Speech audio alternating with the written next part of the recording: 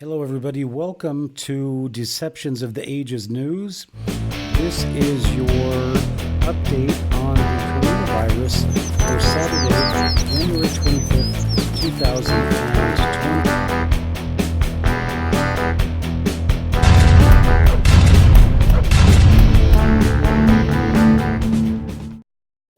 And we're looking at this article in the Daily Mail, but I just want to bring your attention to something very quickly. Not that. I want to bring your attention to this post in Facebook by somebody that there has been a large explosion in Wuhan, China, and it says it happened about just an hour ago. So I want you to bring that to your attention. And I want to bring it to your attention that as of now, this virus has spread into Europe and a number of other places. But in this article, we're just going to talk about this. China built a lab to study SARS and Ebola in Wuhan. And U.S. biosafety experts warned in 2017 that a virus could escape the facility that's become key in fighting the outbreak. The Wuhan National Biosafety Laboratory is the only lab in China designated for studying dangerous pathogens like SARS and Ebola. Ahead of its January 2018 opening, biosafety experts and scientists from the U.S. expressed concerns that a virus could escape the lab. In 2004, a SARS virus leaked from a lab in Beijing. Experts say the coronavirus that's infected more than 800 people mutated in animals and became capable of infecting humans at the Wuhan seafood market. But a 2017 article warned of the unpredictability of lab animals that scientists at the Wuhan lab intended to inject with viruses. Scientists warned in 2017 that a SARS-like virus could escape a lab set up that year in Wuhan, China, to study some of the most dangerous pathogens in the world. Now, a SARS-like coronavirus has infected more than 800 there, spread to at least 10 other countries, and killed 25 in Wuhan and nearby provinces that we know of. China installed the first of planned 5 to 7 biolabs designed for maximum safety in Wuhan in 2017 for the purpose of studying the most high-risk pathogens, including the Ebola and SARS viruses.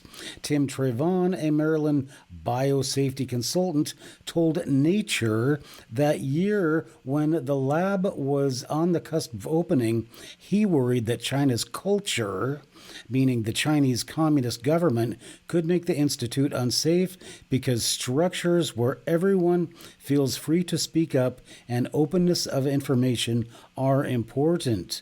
When you're making deadly viruses that are killing people, are capable of killing the entire planet, you want to make sure people are going to ask questions, but you can't do that in China. In fact, the SARS virus had escaped multiple times from a lab in Beijing, according to the Nature article. The Wuhan National Biosafety Laboratory is located about 20 miles away from the Hunan seafood market, and some have wondered if the outbreak's epicenter is coincidental.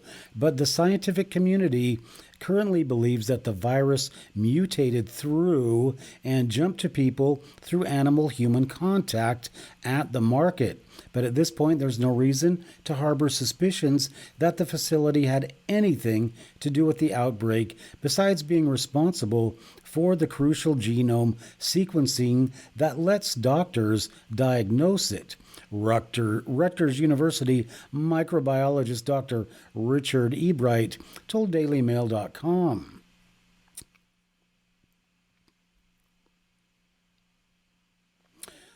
Right down the river. The Wuhan National Biosafety Laboratory, housed at the Wuhan Institute of Virology, was set up in the hopes of helping China contribute research on the world's most dangerous viruses. Yes, a communist government bent on taking over the world would need to know about what weapons they can use. Constructed in 2015, the lab was still undergoing safety testing, but near ready to open in 2017. It was the first ever lab in the country designed to meet biosafety level 4, BSL 4 standards, the highest biohazard level, meaning that it would be qualified to handle the most dangerous pathogens. BSL 4 labs have to be equipped with airtight hazmat suits or special cabinet work spaces that confine viruses and bacteria that can be transmitted through the air to sealed boxes that scientists reach into using attached high-grade gloves. Sounds pretty safe to me. There are about 54 BSL 4 labs worldwide. I wonder what happens when you dump that stuff in the river. China's first in Wuhan received federal accreditation in January 2017.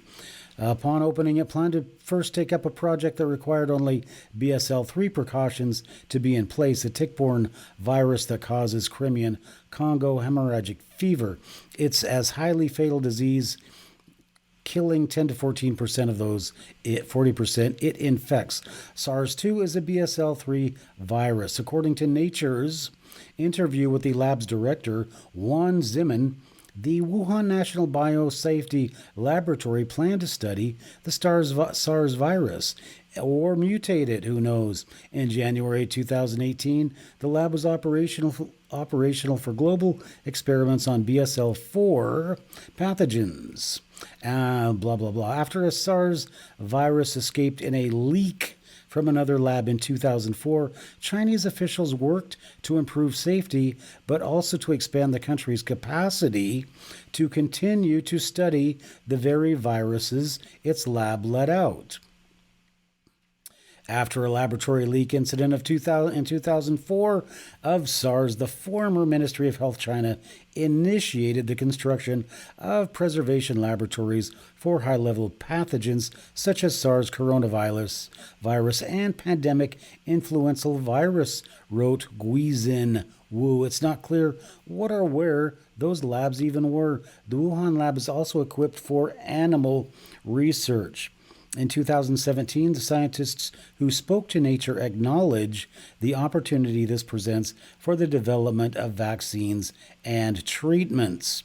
Regulations for animal research, especially that conducted on primates, are much looser in China than in the U.S. and other Western countries, meaning these studies are less costly and face fewer barriers that could limit or slow them. But that was also cause for concern for Trevon.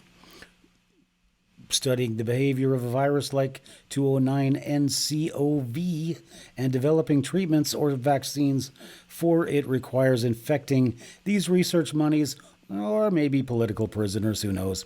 An important step before human testing.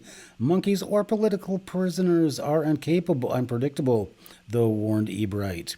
Now, Ebright didn't say anything about the political prisoners. I did. They can run, they can scratch, they can bite, he said, and the viruses they carry would go where their feet, nails, and teeth do, especially if that is the river.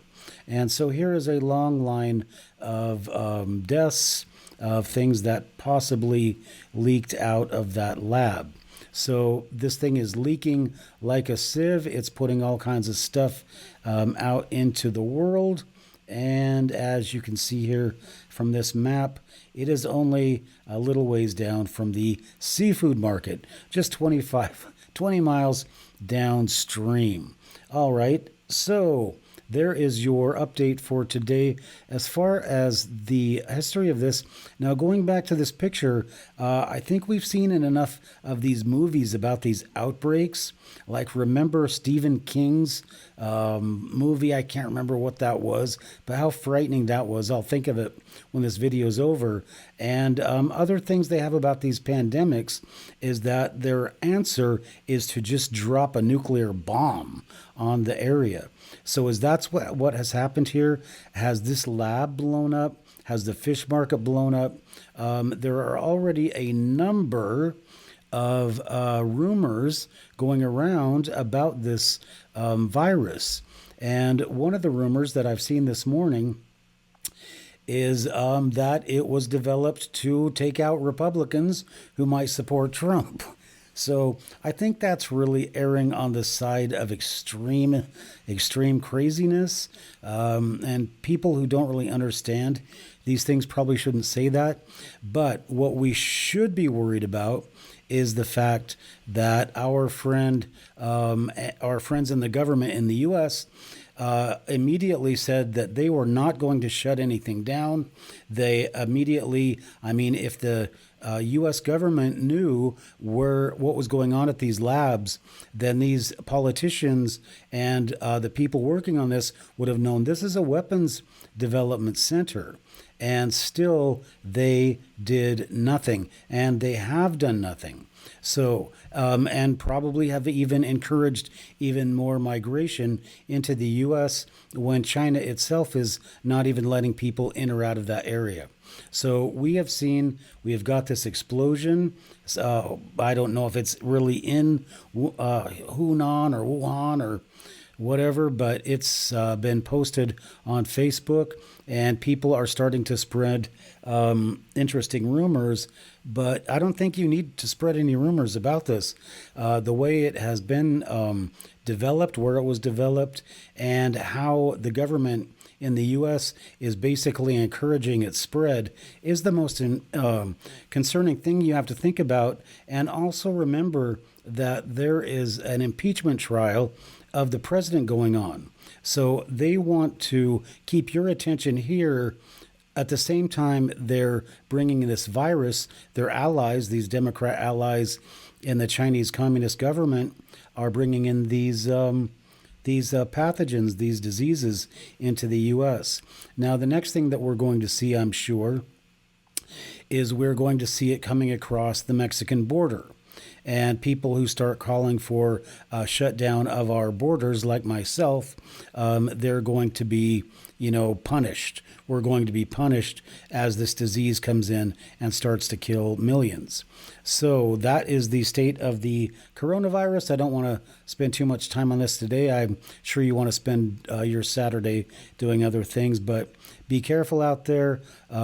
Keep a watch out. Stay away from too many public places, and make sure you keep your hands clean and keep your kids clean, and stay away from, you've got common sense. So this is Deceptions of the Ages News, and we'll see you next time.